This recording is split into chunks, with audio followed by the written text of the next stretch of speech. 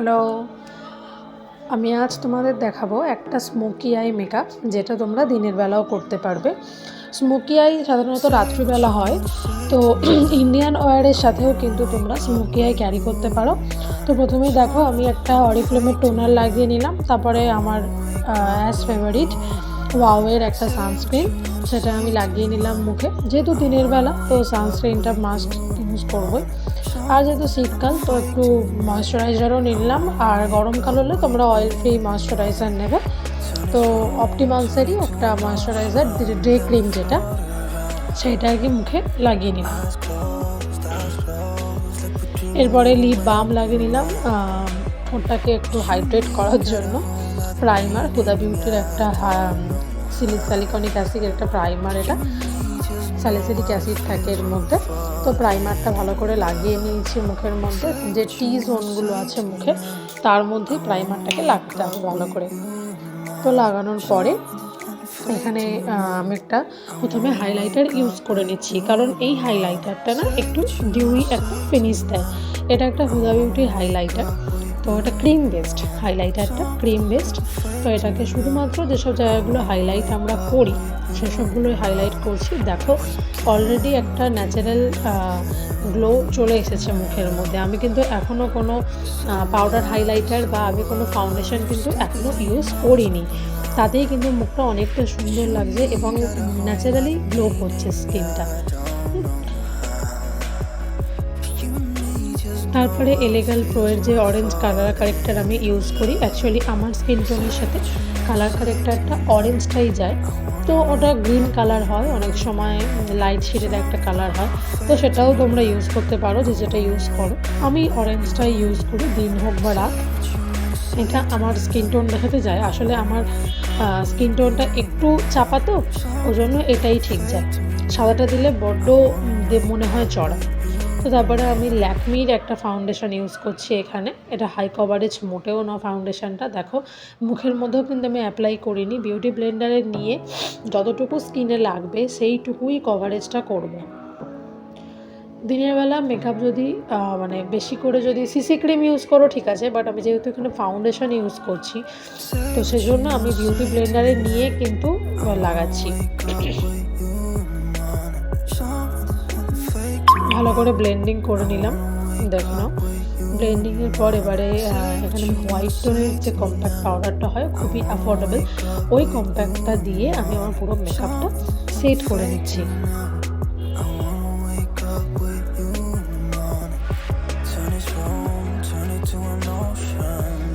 তারপরে আইব্রো করার পালা আমার।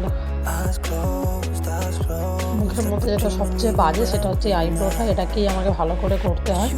তো মার্সের একটা আইব্রো প্যালেট নিয়ে ব্ল্যাক শেডটাই আমি ইউজ করি। অনেকে ডিপ ব্রাউন ইউজ করো, তো সেটাও ঠিক আছে। আমি ব্ল্যাকটা ইউজ করি কারণ আমার এই সাইডের দিকে আইব্রোগুলো পুরোটাই ফাঁকা, ওজন। তো ব্ল্যাক শেডটা দিয়ে আমি আইব্রোটাকে ফিল করে নিলাম।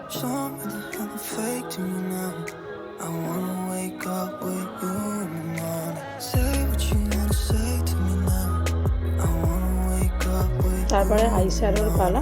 আইশ্যাডোতে আমি যেহেতু স্মোকি আই করবো, তো প্রথমেই আইশ্যাডো প্যালেট থেকে যে ব্ল্যাক কালারটা হয় সেটা দিয়ে আমার যে ক্রিজ লাইনটা আছে ওটাকে আমি ব্ল্যাক করছি। এটা অনেকেই কাজল দিয়েও করতে পারো, তো আমার কাছে আইশ্যাডো প্যালেটটাই হাতের কাছে ছিল, তো আমি সেটা দিয়েই করলাম। এটা কাজল দিয়েও করা যায়। আর তুলির চেয়ে দেখো হাতে ভালো বেশি ব্লেন্ড হয়, তো তুলি দিয়ে অ্যাপ্লাই করার হলেও হাতে ভালো করে একটু ব্লেন্ড করে নিও। আমি যেমন দেখো এখানেও ভালো করে তুলি দিয়ে অ্যাপ্লাই করার পরে আমি হাত দিয়ে ব্লেন্ড করলাম জিনিসটাকে।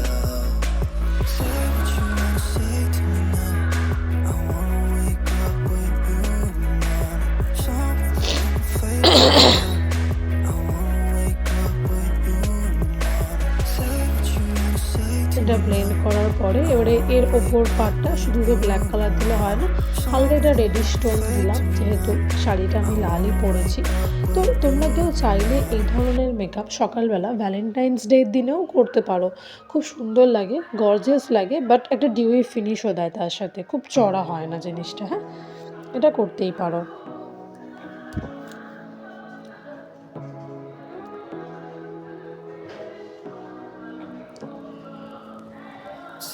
তারপরে এখানে কাজল অ্যাপ্লাই করে নিচ্ছি। এটা আমার রেভলনের কাজল। যখনই আমি ওয়াটার লাইন ছাড়া আর একটু অ্যাপ্লাই করতে চাই তখনই আর কি আমি এই কাজলটাই অ্যাপ্লাই করি, একটু মোটা করে অ্যাপ্লাই করতে হয় ওই জন্য।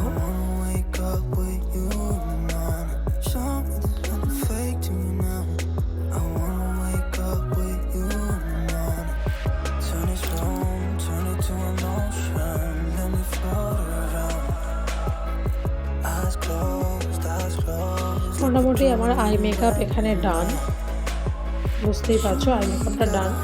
এবারে এই জায়গাটাতে আমি লাইনার অ্যাপ্লাই করে নিচ্ছি। আমার লাইনারটা অনেকে স্কিপ চাইলে করতেও পারো, তো আমার একটু ভালো লাগলো করতে, তো আমি করলাম। লাইনারটা না পরলেও কিন্তু আই মেকআপটা যথেষ্ট সুন্দর লাগবে।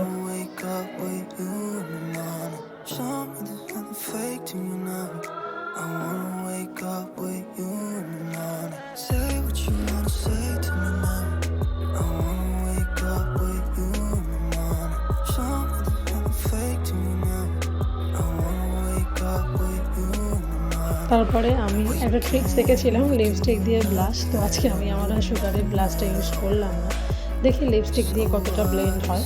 তো দেখলাম ভালোই হয়েছে, তো তারপরেও কোনো মনের শান্তি, তার জন্য আমি আমার পাউডার ব্লাশটাকেই অ্যাপ্লাই করে নেব। ভালো লাগেছে, ভালো কভারেজ দিয়েছে। এটা আর একটা স্টিক ব্লাশ আমার স্টিকের ওপরে, সেটাও আমি অ্যাপ্লাই করলাম। দেখো এইটাতে মনে হচ্ছে কভারেজটা আমার ঠিকঠাক লেগেছে। ওটা একটু লাইট, তো ক্যামেরাতে যখনই মেকআপ করা হয় না তো একটু লাউড মেকআপটা দেখতে লাগতেই হয়, না তো ক্যামেরার লেন্সটা ফোকাস করতে পারে না।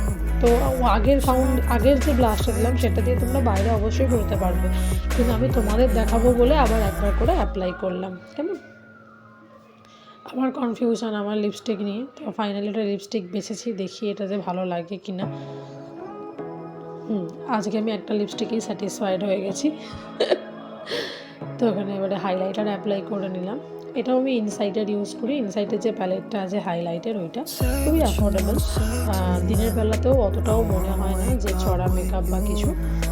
তো এই হলো আমার ফাইনাল মেকআপ। দেখো